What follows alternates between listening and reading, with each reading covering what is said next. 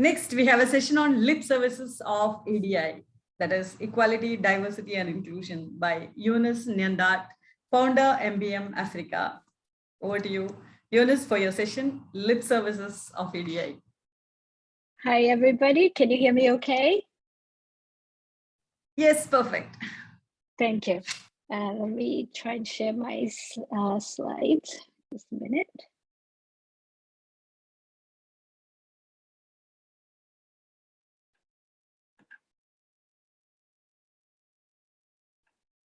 Let me proceed in the interest of time because we're losing time. I think that would be good. Yeah.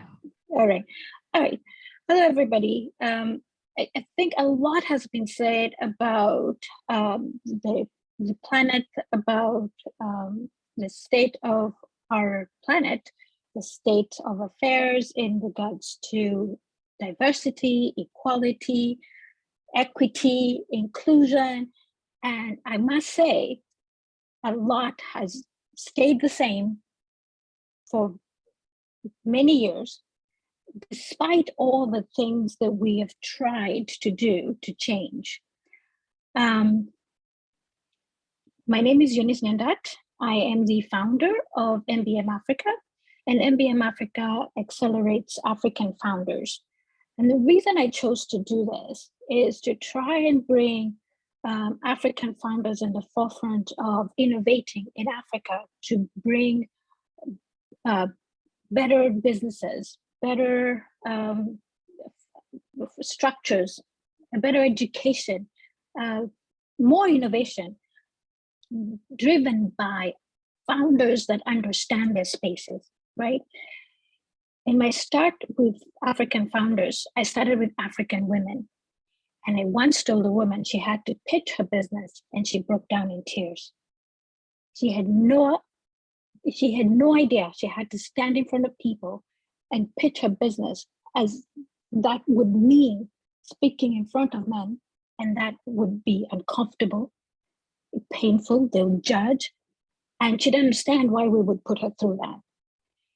She didn't understand how that played a key role in getting her business from point A to B. But after teaching her how to pitch her business, she pitched it like a rock star. Bear in mind, this woman was 9 months pregnant and she got heckled and she shut down the hecklers. A couple of young men sitting in the front row in the pitches. And that gave me the excitement and the energy and the motivation to keep doing this. Now, empowering that woman, empowering a founder in Africa makes for making a change in that part of the world, but it also helps make change in the rest of the world. So why do I say lip service to diversity, equality, inclusion? Because we've heard people, planet, the 3 Ps in product, right? But I wonder what comes first when the big corporations, they shall not name them because you all know them, what do they put first? Do they put the people first or do they put the profits first? I wonder what motivates them.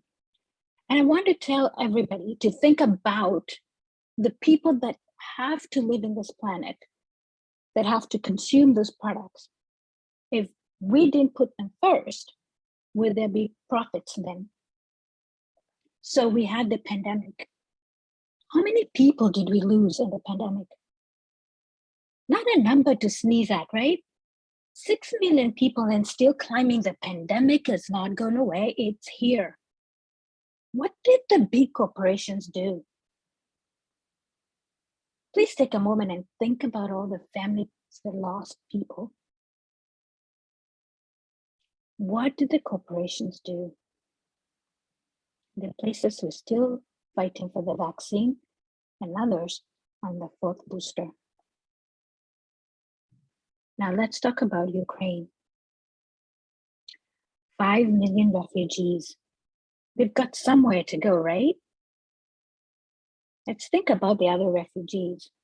Where do they go? Let's think about that. The climate refugees, they're in the millions in Africa, in Asia, India. There are many Who's putting them first? Suicide is the leading cause of death now. It's getting to be the leading cause of death in young people. What's happening? Who's putting people first? Not the corporations, not the institutions, not the governments. But these institutions, governments, businesses are made of people, right? So what are we doing right? What are we doing wrong? Let's really think about that. History is repeating itself. We keep doing it again and again and again. So what is diversity? Previous speakers have told you what it is. I'm not the expert about diversity. And other people have spoken eloquently about it and will tell you what it means to think about diversity, to be inclusive. And what that means, it could affect profit, but it affects people. It goes back to that suicide rate. It goes back to the health of people. And the planet without people, I don't know what that looks like. So how do we prioritize diversity? I pose that question to you. I don't have the answers, but we have to start to think about things. But we have to think about things. At our level, at my level, I have to think about it. At your level, at wherever you are, the nurse at the hospital, seeing things being done the wrong way, being put in a situation that compromises her health or her work or her patient. The doctor too. The employee at Google is seeing somebody being marginalized, or an employee at the government seeing something being done or policy being pushed that is not right. When do you stand up? Right? So what lens are we going to look at things at? Capitalistic one? And then now you start to think, well, the capitalistic lens, we want to put profit first. The social lens, need us as a collective to come together. Getting people together takes a little controlling. We gotta get people to agree on things and hard to get to people to come together and do things, but it can be done. Think about the movements that have happened to bring social change. So it can be done. Other lenses, I don't know. We have to be creative. Inclusion. Let it begin with education, right? Everybody getting the right education.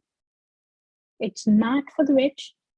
It's not for people of one color, not the other. It's for everybody.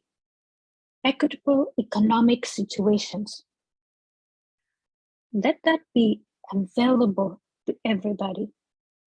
And what I mean by this is, if I have a business, I have an equal opportunity to pitch it, get funding, and drive that business to where it needs to go, and let the market decide.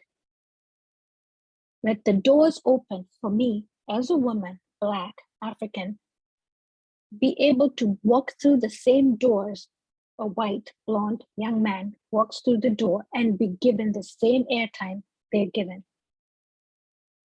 Let my business speak for itself. And there are other ways to be inclusive and equitable. And the experts at this can tell you, I'm not the expert at this, but when we start to all think about it, then, when you walk into a situation, you can begin to start to look at things and say, is that equitable? Is this situation economically equitable for the person coming through these doors? Is this situation appropriate? So what other inclusions should we also have? Healthcare and climate. The speaker we had previously talked about climate in a graphic and very intense way that made me think, oh my goodness, my talk can't even begin to capture what she has. and she spoke for me, because climate change won't happen until we start to think of the human themselves, their health care, their mental health, so that that movement of climate change can then grow. Because if we're losing a 15-year-old to 29-year-old, who is going to drive that movement? If the healthcare system can't support that, our people, who's going to drive the climate change movement? Who's going to fight that fight? So how do we tackle these problems? I don't have the answers. I'm going to say, I'll fight in the corner I understand. Economic empowerment. What corner are you going to fight it on? Remember the Human Rights Code? These are all the avenues you can choose to fight on. You know your climate goals. Pick one and fight. Equality. Pick one and fight. The big picture, it's our planet. Healthy people can fight for our planet. The earth needs you, really needs you. You're a global citizen. The earth doesn't know color, race,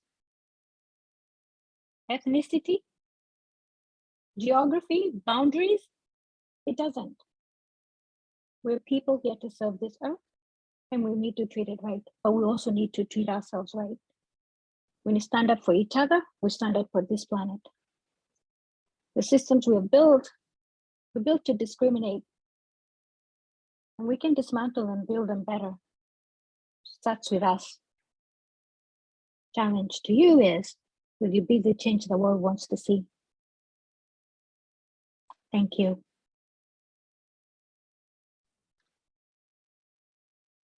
Thank you so much, Eunice, for that very powerful session on diversity and inclusion. As you said, history is keeping on repeating, and when are we going to stand up? It has to begin with education, and we all need to together start to think about this and start acting. We need to stand up for each other. As Rosa Parks said, she was not tired. She was tired of the system. That's why she didn't get up. So it's time to change, and there's no more time to waste. Thank you so much for that powerful session.